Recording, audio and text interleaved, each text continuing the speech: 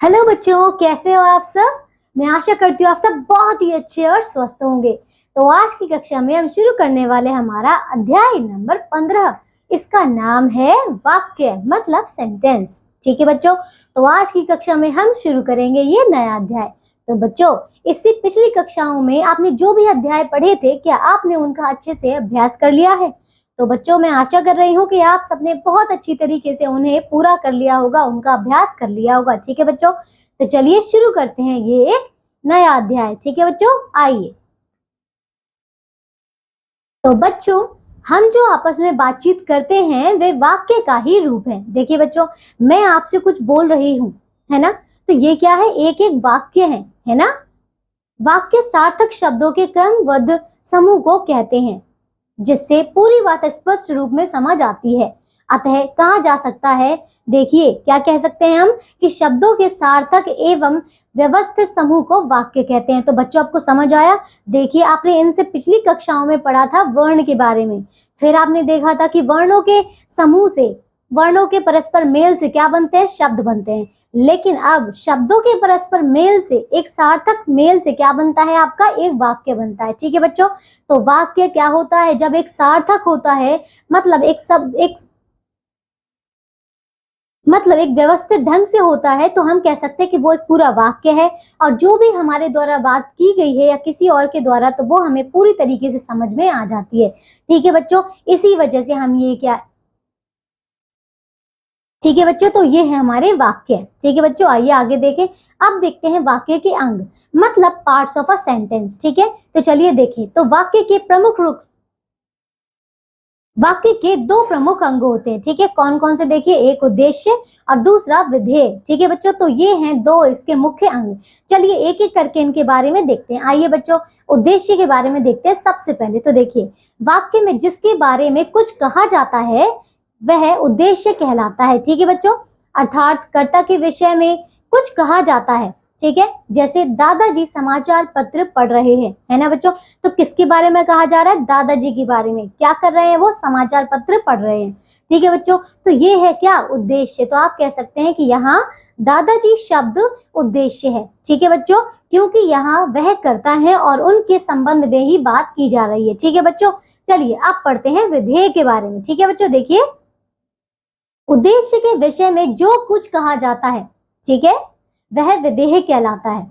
समझ आया बच्चों? जैसे कि दादाजी समाचार पत्र पढ़ रहे हैं, तो इसमें दादाजी जो था वो क्या है, वो तो उद्देश्य था, लेकिन दादाजी कर क्या रहे हैं, वो समाचार पत्र पढ़ रहे हैं। तो उनके बारे में जो बात हो रही है कि यहाँ समाचार पत्र पढ़ रहे हैं, है ना बच्चों। उद्देश्य दादाजी है का कर्म है, ठीक है, क्रिया और उसका विस्तार है। तो बच्चों समझ आया कि उसकी क्रिया भी यही है और उसका विस्तार भी यही है। यह वाक्यांश दादाजी के संबंध में बता रहा है। ठीक है, अतः यह विधेय है। तो बच्चों, आपको समझ आ गया कि उद्देश्य और विधेय क्या होता है। ठीक है बच्चों, आइए अब आगे कुछ और उदाहरण से समझते हैं। तो बच्चों देखिए, सरलता से समझने के लिए निम्न उदाहरण पढ़ें। चलिए देखिए, जैसे कि पहला है, मैं आगरा में रहता हूँ। ठीक है, तो उद्देश्य क्या है, मैं, किसके बारे में बात हो रही है, मेरे बारे में बात हो रही है। अब मेरे बारे में क्या बात हो रही है, कि आगरा में रहता हूँ, तो ये क्या है, इसका विधेय है। ठीक है बच्चों, इसी प्रकार दूसरा देखिए, शेर जंगल में रहता है, तो किसके बारे में बात हो रही है, शेर के बारे में। तो शेर क्या है, ये उद्देश्य, और क्या बात हो रही है कि वो जंगल में रहता है, तो ये क्या है, उसका विधेय। ठीक है बच्चों, तीसरा देखिए, राम ने रावण को मारा, तो हम कह सकते हैं राम के बारे में बात हो रही है, तो ये क्या है, उद्देश्य है, और विधेय है कि रावण को मारा। ठीक है, आइए चौथा देखें, चालाक बिल्ली ने चूहे को मार दिया, तो किसके बारे में बात हो रही है, बिल्ली के बारे में। ठीक है, कैसी, चालाक बिल्ली के बारे में, तो ये उद्देश्य है। और क्या बात हो रही है कि उसने चूहे को मार दिया, ये उसका विधेय है। ठीक है बच्चों, इसी प्रकार पांचवा, मेरा भाई 8वीं कक्षा में पढ़ता है, तो किसका भाई, मेरा भाई, और क्या बात हो रही है कि वो 8वीं कक्षा में पढ़ता रहा है। तो मेरी, तो देखिए, मेरे भाई के बारे में बात हो रही है, तो हम कह सकते हैं ये क्या, उद्देश्य, और क्या करता है, वो 8वीं कक्षा में पढ़ता है, तो हम कह सकते हैं ये इसका विधेय है। ठीक है बच्चों, आइए अब आगे करते हैं। तो देखिए बच्चों, वाक्य के भेद, ठीक है, मतलब काइंड्स ऑफ सेंटेंस। चलिए बच्चों देखें एक एक करके। तो देखिए बच्चों, अर्थ की दृष्टि से वाक्य 8 प्रकार के होते हैं। ठीक है, कौन कौन से होते हैं, आइए देखिए। सबसे पहला है विधानवाचक वाक्य। चलिए देखिए ये होता क्या है। इन वाक्यों में किसी व्यक्ति, वस्तु अथवा स्थिति के बारे में सामान्य जानकारी मिलती है। ठीक है, जैसे कि देखिए सूर्य पूर्व दिशा में उगता है। ठीक है बच्चों, अब सूर्य पूर्व दिशा में उगता है। दूसरा देखिए शेर जंगल का राजा है। तीसरा देखिए रमा गाना गाती है। चौथा देखिए करेला कड़वा होता है। तो ये क्या बातें हो रही हैं, देखिए ये किसी भी व्यक्ति के बारे में, वस्तु के बारे में और स्थिति के बारे में सामान्य जानकारी मिल रही है। ठीक है बच्चों, आइए अब करते हैं दूसरा, ये है प्रश्नवाचक वाक्य। तो देखिए इन वाक्यों में प्रश्न संबंधी जानकारी मिलती है। जैसे कि पहला क्या है, क्या तुम्हारे पास शब्दकोश है। दूसरा देखिए होली क्यों मनाई जाती है। तीसरा देखिए तुम्हारे प्रधानाचार्य का नाम क्या है। ठीक है बच्चों, और चौथा देखिए हैदराबाद का मौसम कैसा है। तो आपने देखा बच्चों के इन चारों में ही कुछ प्रश्नवाचक, इन चारों में ही प्रश्न पूछे जा रहे हैं और प्रश्न से ही संबंधित प्रश्न पूछे जा रहे हैं। ठीक है बच्चों, ये कट कर देना, और प्रश्न से ही संबंधित जानकारी मिल रही है। ठीक है बच्चों, अब आइए तीसरा देखें। तो ये है आज्ञावाचक वाक्य। तो देखिए इन वाक्यों में किसी को कोई काम करने का आदेश या निर्देश दिया जाता है। ठीक है बच्चों, देखिए जैसे कि पहला है तुम अपना काम करो। तो देखिए जैसे कि मैं आपको कहूं तुम अपना काम करो, तो ये क्या है, आज्ञा है ना। दूसरा देखिए क्या है, एक गिलास पानी लाओ। तो ये हम किसी को बोल रहे हैं कि मेरे लिए एक गिलास पानी लाओ। तीसरा देखिए तुरंत घर चले जाओ। ठीक है, तो तुम तुरंत घर चले जाओ।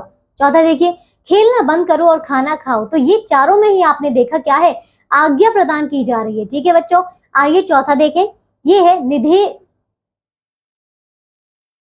है निषेधवाचक वाक्य। ठीक है बच्चों, देखिए इन वाक्यों में किसी काम के न होने या न कर पाने का पता चलता है। जैसे कि क्या है, देखिए पहला क्या है, मैं चाय नहीं बना सकती। ठीक है, ये क्या हो रहा है, इसमें किसी काम के ना करने का पता चल रहा है। ठीक है, तो मैं चाय नहीं बना सकती। दूसरा देखिए घर में बिजली नहीं आ रही।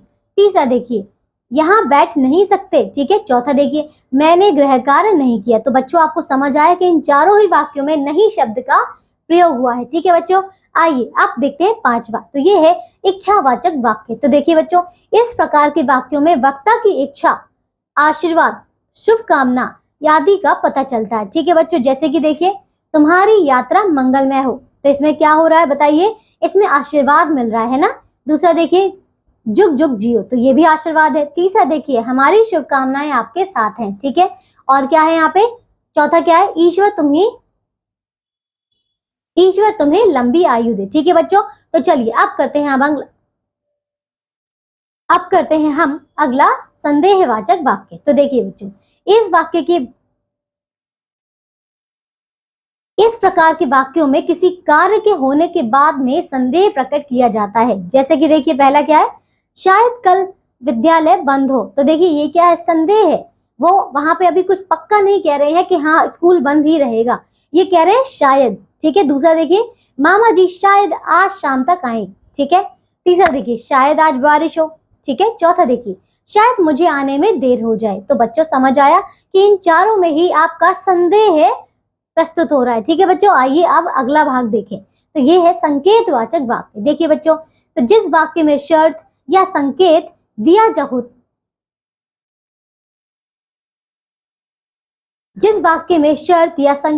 होता है उसे संकेतवाचक वाक्य कहते हैं। ठीक है बच्चों, देखिए जैसे कि पहला क्या है, यदि तुम कहना मानोगे तो तुम्हें चॉकलेट मिलेगी। इसमें क्या हो रहा है बताइए, इसमें संकेतवाचक मतलब एक शर्त मिल रही है ना। एक शर्त है कि यदि तुम मेरा कहना मानोगे तब तुम्हें चॉकलेट मिलेगी, तो ये शर्त हुई ना। दूसरा देखिए अगर वह आए तो उसे समझा देना। तो इसमें भी क्या हो रही है, एक आप कह सकते हैं संकेत मिल रहा है ना कि यदि वह आए तो तुम उसे समझा देना। ठीक है बच्चों, अब आगे देखिए आठवां। तो ये है विस्मयादि बोधक वाक्य। ठीक है बच्चों, देखिए तो जिस वाक्य में विस्मय, हर्ष, शोक आदि भाव प्रकट होते हैं उसे विस्मयादि बोधक वाक्य कहते हैं।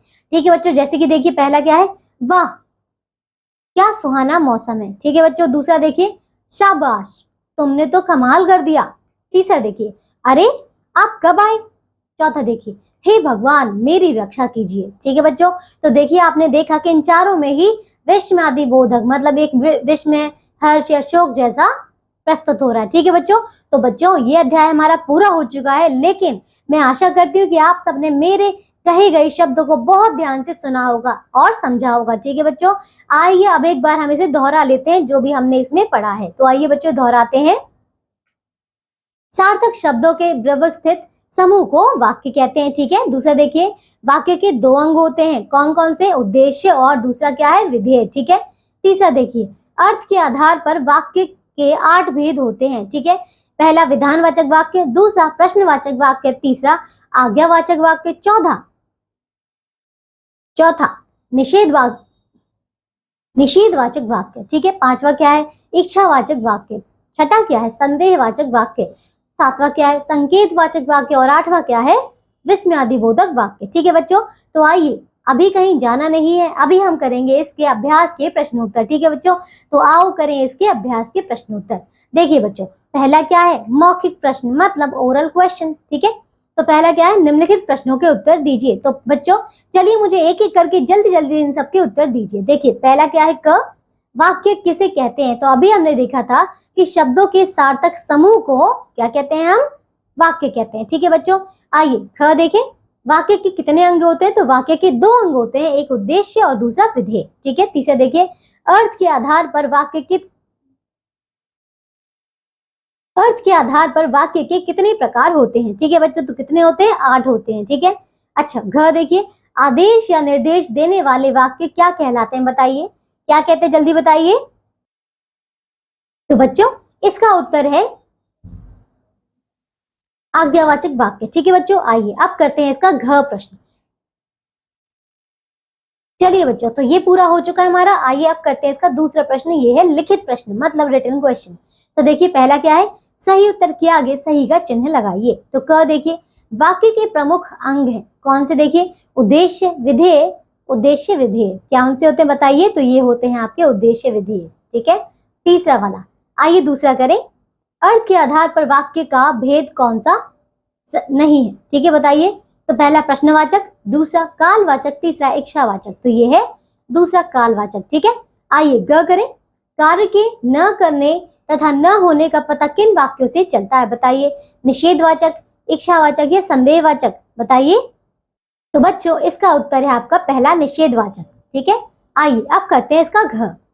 शायद आज वर्षा हो, वाक्य के किस भेद का उदाहरण है? बताइए। तो पहला है इच्छावाचक, दूसरा संदेहवाचक और तीसरा क्या है? संकेतवाचक। तो बताइए इसमें क्या है? संदेहवाचक है ना बच्चों। चलिए, ये है दूसरा। आइए बच्चों अब करते हैं इसका दूसरा प्रश्न, नीचे लिखे वाक्यों में उद्देश्य एवं विधेय छांटकर लिखिए। तो आइए बच्चों इसको मैं रेखांकित करती हूँ। देखिए बच्चों, पहले उद्देश्य देखते हैं। पहले तो क देखिए, विद्यार्थी परीक्षा दे रहे हैं। ठीक है, तो विद्यार्थी तो इसमें क्या हो गया? आपका उद्देश्य, और विधेय क्या है? वो क्या कर रहे हैं? परीक्षा दे रहे हैं। ठीक है बच्चों, आइए अब ख देखें, माँ ने सबके लिए खीर बनाई। ठीक है, तो माँ क्या है इसमें? ये उद्देश्य है, और माँ ने क्या किया? सबके लिए खीर बनाई है, तो ये क्या है? सबके लिए खीर बनाई है, ये क्या है? इसका विधेय है। ठीक है बच्चों, ग देखिए, मेरे पापा कल दिल्ली जाएंगे, तो मेरे पापा के बारे में बात हो रही है, और कल दिल्ली जाएंगे, ये क्या है? इसका विधेय है। ठीक है बच्चों, आइए अब घ करें, गीतांजलि चित्र बना रही है, तो बात हो रही है गीतांजलि के बारे में, तो ये क्या है? आपका उद्देश्य, और क्या कर रही है? चित्र बना रही है, तो ये क्या है? इसका विधेय। ठीक है बच्चों, आइए अड़ा देखें, गांधी जी अहिंसा के पुजारी थे, तो किसके बारे में बात हो रही है? गांधी जी के बारे में। ठीक है, और वो क्या करते थे? अहिंसा के पुजारी थे। ठीक है बच्चों, तो चलिए, तो बच्चों ये अध्याय हमारा पूरा होता है, लेकिन इसके सभी प्रश्नों के उत्तर आपको अच्छे से पूरे करने हैं। ठीक है बच्चों, मैं आशा करती हूँ अब आपको ये अध्याय बहुत अच्छे से समझ में आ गया होगा। तो बच्चों अब हम मिलेंगे एक नई कक्षा में ऐसे ही एक नए अध्याय के साथ। तब तक के लिए आप सब अपना ध्यान रखिए और स्वस्थ रहिए। बाय।